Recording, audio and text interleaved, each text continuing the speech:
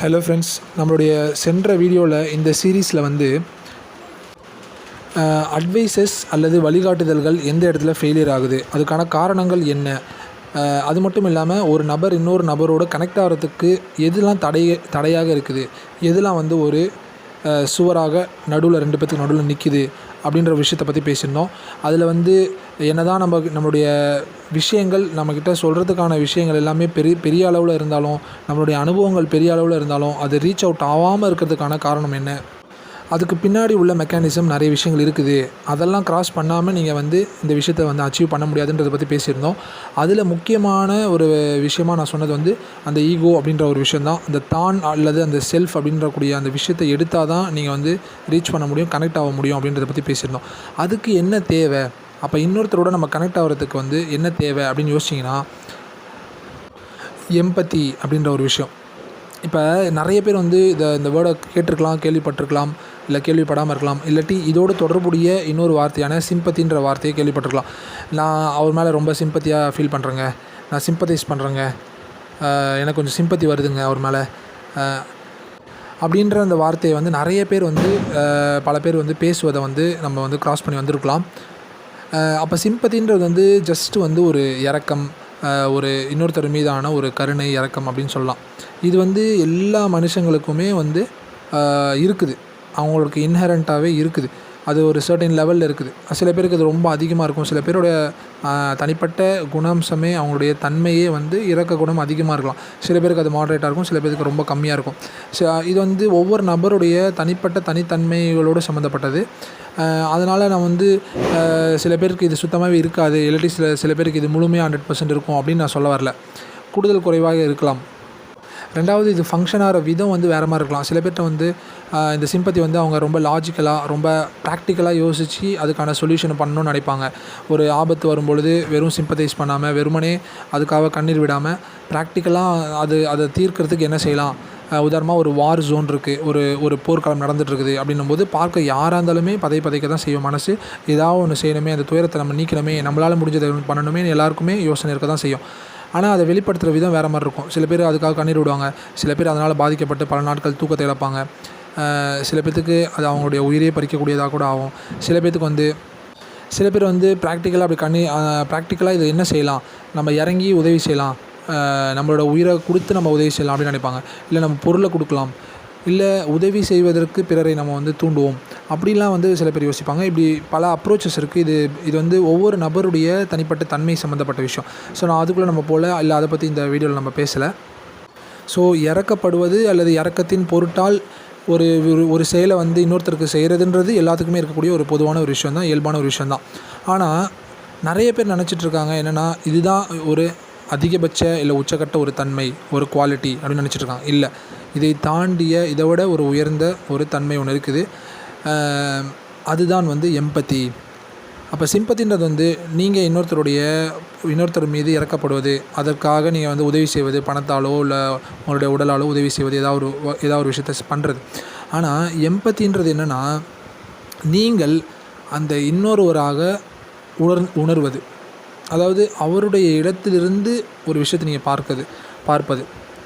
இதில் பல்வேறு கேட்டகரிஸ் இருக்குது. அவர்களுடைய வழியை நீங்கள் உங்களுடைய வழியாக உணர்வது, அவருடைய துயரத்தையோ இல்லாட்டி அவங்களுடைய ஃபீலிங்ஸையோ நீங்கள் உங்களோட ஃபீலிங்ஸாக உணர்வது, அதாவது நீங்கள் அந்த இடத்துல இருந்து பார்ப்பது. இப்போ ஒரு குழந்தை அழுவுதுன்னா அந்த குழந்தையினுடைய இடத்துலேருந்து நீங்கள் அந்த விஷயத்தை பார்க்குறது. அது ஒரு சாதாரணமாக ஒரு சாக்லேட்டுக்கு தான் அழுவும்னு வச்சுக்கோங்களேன், ஒரு 2 ரூபா சாக்லேட்டுக்கு தான் அழுவும்.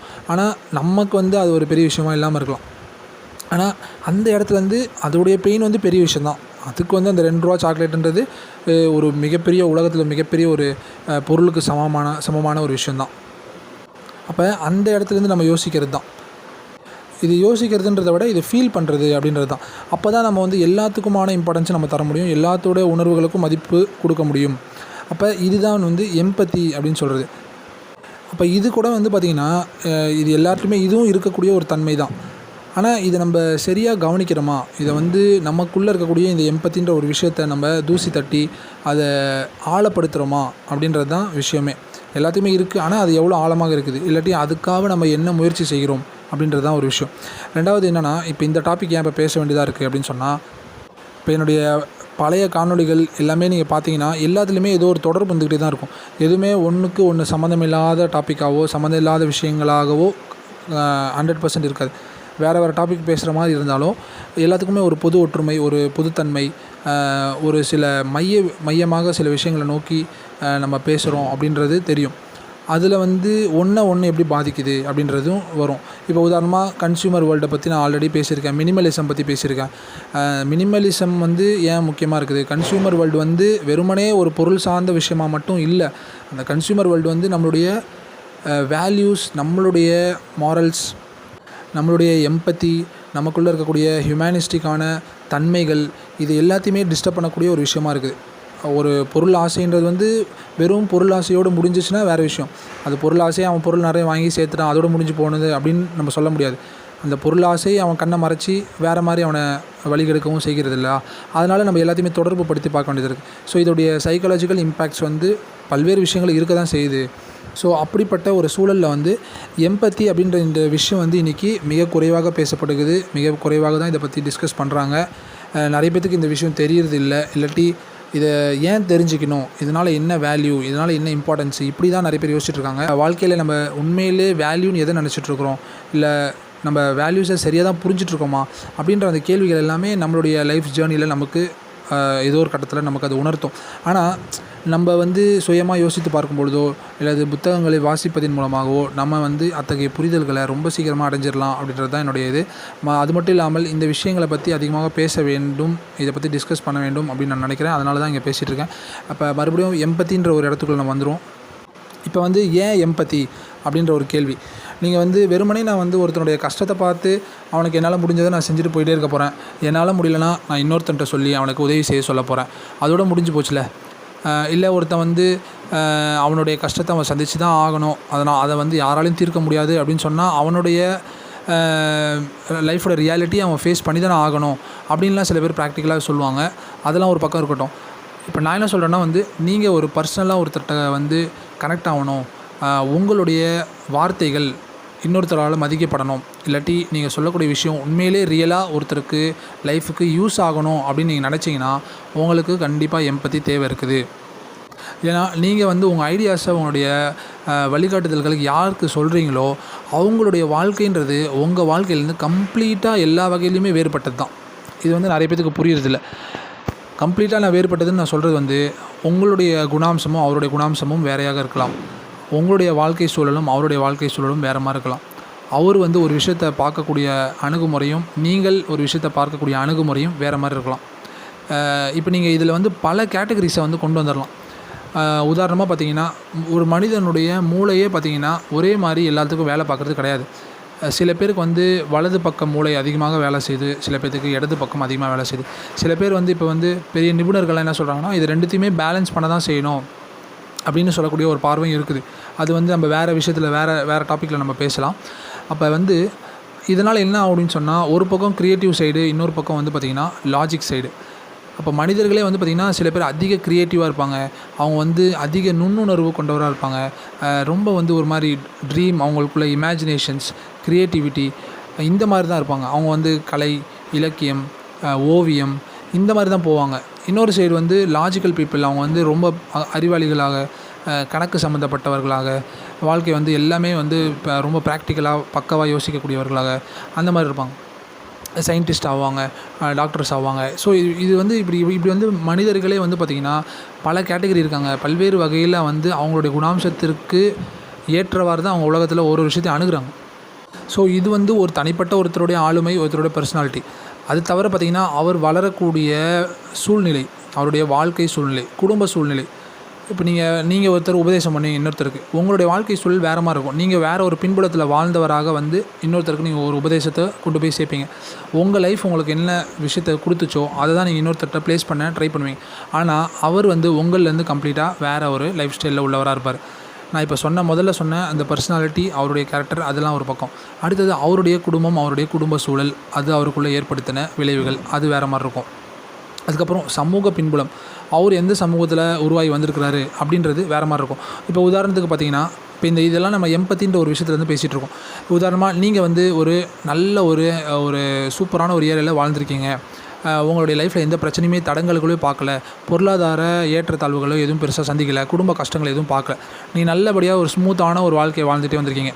உங்கள்கிட்ட நல்ல கேரக்டர்ஸ் எல்லாமே இருக்குது, லைஃப் ஸ்டைல் நல்லா இருக்குது, நல்லா படித்து நல்ல ஒரு சிந்தனை உள்ளவராக இருக்கீங்கன்னு வச்சுங்க. நீங்கள் வந்து கம்ப்ளீட்டாக இதெல்லாம் எதுவுமே கிடைக்கப்பெறாத ஒரு மனிதர் இருக்காருன்னு வச்சுப்போம். ஒருத்தன் இருக்கான், அவன் வாழ்ந்த பின்புலம் எல்லாமே வந்து பார்த்திங்கன்னா ரொம்ப ஒரு போரான ஒரு பேக்ரவுண்ட், ஒரு போரான ஒரு செட்டப்பில் வாழ்ந்திருக்கான். குடும்பத்தில் நிறைய வந்து கஷ்டங்களை சந்திச்சிருக்கலாம்னு வச்சுக்கோம். நிறைய அப்யூசஸ், நிறைய வந்து அசிங்கங்கள், அவமானங்கள், பிரச்சனைகள், இந்த மாதிரியான விஷயங்கள்லாம் சந்தித்து ஒருத்தன் வந்திருக்கானா, அவனோட உளவியல், அவனுடைய வாழ்க்கை சூழல், அது எல்லாமே அவனுக்குள்ளே ஏற்படுத்தின அந்த தாக்கங்கள்ன்றது வேறு மாதிரி இருக்கும். அப்போ நீங்கள் எப்படி அவரோட போய் கனெக்ட் ஆக முடியும் ஃபஸ்ட் இப்போ அப்படின்றதான் கொஷின். அப்போ எங்கே அட்வைஸ் ஃபெயில் ஆகுது அப்படின்றத நமக்கு இந்த இடத்துல புரிஞ்சுக்கலாம். நீங்கள் உங்கள் விஷயத்தை கொண்டு போய் அவங்கள்ட்ட சேர்க்கும் பொழுது ஜஸ்ட் லைக் தட் போயிட்டு இங்கே பாருப்பா நான் உனக்கு சொல்கிறேன், உன் நல்லதுக்கு சொல்கிறேன், இதெல்லாம் கேட்டுக்கோ அப்படின்னு சொன்னீங்கன்னா அதனால் எந்த ஒரு யூஸும் ஆக போகிறதில்ல. அவர் யார், அவருடைய பின்புலம் என்ன, அவருடைய பிரச்சனைகள் என்ன, அவருடைய கடந்த கால வரலாறு என்ன, இப்போ ஒவ்வொருத்தருக்கும் ஒரு மாதிரி இருக்கும். இப்போ நீ ஒரே ஒரு சோஷியல் செட்டப்பில் ஒரு குறிப்பிட்ட சமூக பின்புலத்தில் ஒருத்தர் ஒரு 3 பேர் இருந்தால் கூடமே அந்த 3 பேரும் ஒரே மாதிரி இருக்க மாட்டாங்க. ஒரே சமூக பின்புலத்தில் தான் 3 பேர் இருப்பாங்க, ஆனால் அந்த 3 பேருமே 3 விதமாக இருப்பாங்க. அப்போ இதுக்குள்ளே எத்தனை டைமென்ஷன்ஸ் ஒரு மனிதனுக்கு உருவாகுது. ஒரு செட்டிங்கில் ஒரு 3 பேர் வளர்றனாலே அந்த 3 பேரும் ஒரே மாதிரி இருப்பாங்க அப்படின்னு சொல்ல முடியாது இல்லையா? ஒவ்வொருத்தருக்கும் ஒரு தனித்தன்மை இருக்குது. அவர்கள் அந்த பின்புலத்தை எப்படி உள்வாங்கிக்கிறாங்க, அவங்களுடைய குடும்பம், மற்ற கலாச்சார விஷயங்கள் எல்லாம் அவங்கள என்ன வகையில் பாதிக்குது, இல்லை அவர் தன்னுடைய வாழ்க்கை பயணத்தில் அவர் என்னென்னலாம் சந்திச்சிருக்கிறாரு, யாரெல்லாம் பார்த்துருக்குறாரு, அதில் எத்தனை பேர் நல்லவங்க, எத்தனை பேர் கெட்டவங்க, அந்த நல்லவர்கள் கெட்டவர்கள்ட்டேருந்து அவருக்கு என்னென்னலாம் கிடச்சிருக்கு, அது அவருக்குள்ளே மைண்டுக்குள்ளே என்ன வகையான ஒரு மெக்கானிசத்தை க்ரியேட் பண்ணியிருக்கு, இது எதுவுமே நம்மளால் ஐடென்டிஃபை பண்ண முடியாது. அப்படி பார்க்கும்பொழுது ஒவ்வொரு தனி நபருமே ஒரு மிகப்பெரிய ஒரு புதிராக தான் இருக்கிறாங்க, ஒரு பெரிய பசில் மாதிரி இருக்காங்க. அப்போ நம்ம மேலோட்டமாக நம்ம வந்து இந்த உலகத்தை பார்க்கும்பொழுது என்ன பார்த்தீங்கன்னா, நம்ம எல்லாமே வந்து ஒரு பொதுமைப்படுத்தி ஒரு ஜென்ரலைஸ் பண்ணுறோம். இந்த சமூகத்தில் உள்ளவங்க இப்படி தான் இருப்பாங்க, இந்த ஒரு பேக்ரவுண்டில் இருக்கவங்க இப்படி தான் இருப்பாங்க அப்படின்னு நம்ம எல்லாத்தையும் ஜென்ரலைஸ் பண்ண ட்ரை பண்ணுறோம். ஆனால் நீங்கள் டீப்பராக ரொம்ப ஆழமாக ஒரு விஷயத்துக்கு நீங்கள் நுழையணும், ஆழமான ஒரு விஷயத்தை போய் டச் பண்ணணும் அப்படின்னு நினச்சிங்கன்னா நீங்கள் ரொம்ப ரொம்ப மைன்யூட்டாக வந்து அதை பற்றி யோசித்தா தான் புரியும். அப்போ ஒவ்வொரு மனிதனுமே ஒரு உலகம் போல் இருக்கலாம். இப்போ உலகத்துக்குள்ளே மனிதன் இல்லை, ஒவ்வொரு மனிதனுக்குள்ளேயுமே வந்து ஒரு பெரிய உலகம் இருக்குது. அவன் வந்து ஒருத்தனை பிடிச்சி நீங்கள் கேட்டிங்கன்னா ஒன்றுமே இல்லை, ஒரு 20 வயசு பையன் ஒருத்தனை பிடிச்சி அவன்கிட்ட உட்காந்து நீங்கள் ஒரு மணி நேரம் பேசி பார்த்தீங்கன்னா அவன் வந்து ஒரு உலக அளவுக்கு வந்து நிறைய விஷயங்களை சொல்லுவான். அவன் வாழ்க்கையில் நடந்த அனுபவங்களை நீங்கள் கேட்க ஆரம்பிச்சிங்கன்னா உங்களுக்கு அது ஒரு பல புத்தகங்கள் அளவுக்கு வந்துடும். ஸோ அவ்வளோ விஷயம் இருக்கும். அப்போ நீங்கள் வெளியிலேருந்து பார்க்கும்போது அவனை பற்றின உங்களோட மதிப்பீடு, உங்களோட அசஸ்மெண்ட் வேறு மாதிரி இருக்கும். ஓகே, இவனா இந்த பையனா இங்கேருந்து வந்திருக்கான், இந்த மாதிரி இருப்பான், அந்த மாதிரி இருப்பான் அப்படின்னு நீங்களே வந்து ஒரு கருதுகோள்களை நீங்களே உருவாக்கிப்பீங்க உங்கள் மைண்டில், கேல்குலேஷன்ஸை. ஆனால் அவன்கிட்ட உட்காந்து பேசினா தான் அவன் எங்கெங்கெல்லாம் போயிருக்கான், அவன் யாரெல்லாம் பார்த்துருக்கான், அவன் லைஃப்பில் என்னென்னலாம் நடந்திருக்கு, அதில் எவ்வளோ நல்லது நடந்திருக்கு, எத்தனை % நல்லது நடந்திருக்கு, எவ்வளோ துயரங்கள் நடந்திருக்கு, அதிலேருந்து அவன் என்ன கற்றுக்கிட்டான், அவன் என்ன மாதிரியான விஷயங்களை வாழ்க்கையிலேருந்து பெற்றுக்கிட்டான், இனி வந்து அவனோட வாழ்க்கை டைரெக்ஷன் எதை நோக்கி போகுது அப்படின்ற பல்வேறு விஷயங்களை வந்து நீங்கள் அவன்கிட்ட உட்காந்து நீ ஆழமாக அவனுடைய வாழ்க்கையை தெரிஞ்சுக்கிட்டால் தான் நீங்கள் ஒரு விஷயம் புரிஞ்சுப்பீங்க. இவனுடைய உலகம்ன்றது ஒரு தனி உலகம், இப்படி ஒவ்வொருத்தரோட உலகமும் தனியாக இருக்குது அப்படின்றது உங்களுக்கு தெரிய வரும். ஸோ அப்போ இந்த இடம் இதை நீங்கள் இந்த இடத்துக்குள்ளே அடுத்தது வந்து சேர்ந்தால் தான் இன்னொருத்தருடைய ஒரு உலகத்துக்குள்ளே நீங்கள் பிரவேசிக்க முடியும். உதாரணமாக வெளியிலேருந்து பார்க்குறீங்க, தெருவில் நிறைய வீடுகள் இருக்குது, ஆனால் வெளியில் இருக்க காட்சி வச்சு வீட்டுக்குள்ளே இதான் இருக்குதுன்னு நீங்கள் சொல்லிட முடியாது இல்லையா? நீங்கள் ஒரு வீட்டுக்குள்ளே போனீங்கன்னா அந்த வீட்டை கதவை தட்டி அந்த நபர் பர்மிஷன் கொடுக்கணும், அவர் உங்களை நம்பணும், அவர் உள்ளே உங்களை விடணும். அப்புறம் உள்ளே விட்ட பின்னாடி தான் நீங்கள் வீட்டுக்குள்ளே போய் அந்த வீட்டில் என்ன இருக்குன்றதை எக்ஸ்ப்ளோர் பண்ண முடியும். அதன் பிறகு தான் நீ வந்து அவருடைய வரலாறு, அவருடைய கடந்த காலம், அவருடைய வாழ்க்கை இதெல்லாம் நீங்கள் தெரிஞ்சுக்க முடியும். இப்போ இத்தனை வந்து நிலைகள் இருக்குது. எடுத்தடுப்பில் நீங்கள் வந்து வெளியிலேருந்து பார்த்ததை வச்சு நீங்கள் இதான் அப்படின்னு சொல்லிட முடியாது இல்லையா?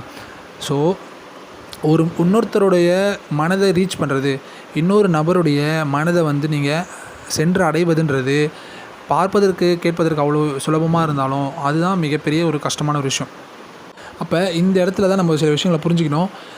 உலகத்திலுடைய மிகப்பெரிய தலைவர்கள், மிகப்பெரிய வந்து உலகத்தில் வந்து சீர்திருத்தம் செய்தவர்கள், இவர்கள்லாம் எப்படி மனிதர்களின் மனதை வந்து ரீச் பண்ணாங்க, மனிதர்களுடைய மனதை வந்து எப்படி சென்று அடைந்தார்கள் அப்படின்றதெல்லாம் நம்ம யோசித்து பார்க்கும்போது ஒரு பெரிய ஆச்சரியம் நமக்கு இருக்குது. நமக்கு பக்கத்துலேயே இருக்கிற மாதிரி இருக்கும், ஆனால் நம்மளால் வந்து ஒருத்தரை ரீச் பண்ண முடியாது. ஒருத்தருடைய மனதை வந்து மனதுக்கு வந்து நம்ம போய் சேர முடியாது. ஏன்னு சொன்னால் அதுக்கு நடுவில் இருக்கக்கூடியது ஒரு மிகப்பெரிய ஒரு ஜேர்னி, மிகப்பெரிய ஒரு பயணம்.